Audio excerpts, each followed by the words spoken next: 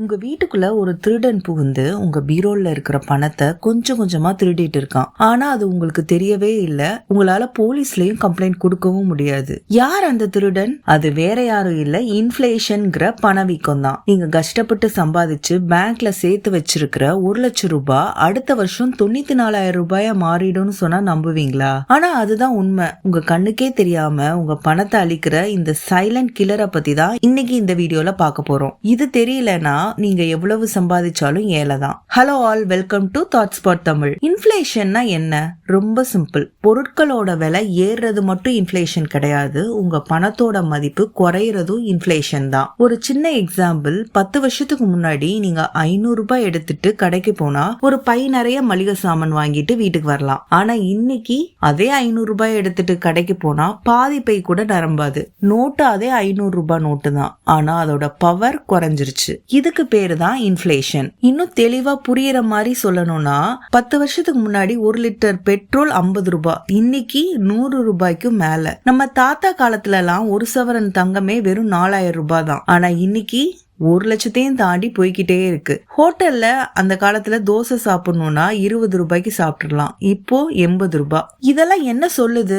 வருஷா வருஷம் இந்தியாவோட இன்ஃபிளேஷன் சராசரியா 6 முதல் 7% வரை இருக்கு. அதாவது ஒவ்வொரு வருஷமும் உங்க பணத்தோட மதிப்பு 7% குறைஞ்சுகிட்டே வருது. இப்பதான் நம்ம விஷயத்துக்கே வரோம். நம்ம மக்கள் பண்ற பெரிய தப்பு என்ன? நான் என் பணத்தை பத்திரமா பேங்க் சேவிங்ஸ் அக்கௌண்ட்ல தான் வச்சிருக்கேன்னு சொல்லுவாங்க. பேங்க்ல உங்களுக்கு வர்ற வட்டி எவ்வளவு? 3%. வெளிய விலைவாசி உயர்றது 7%. கணக்கு போட்டு பாருங்க, 4% நெகட்டிவ் ரிட்டர்ன். அதாவது உங்க பணத்தை நீங்க பேங்க்ல சும்மா வச்சிருந்தா வருஷா வருஷம் 4% நஷ்டம் அடைஞ்சிட்டு இருக்கீங்க. இதத்தான் Robert Kiyosaki savers are losers சொல்றாரு. சேமிக்கிறது தப்பு இல்ல, ஆனா பணத்தை சும்மா தூங்க வைக்கிறது தப்பு. இந்த இன்ஃபிளேஷனை எப்படி பீட் பண்றது?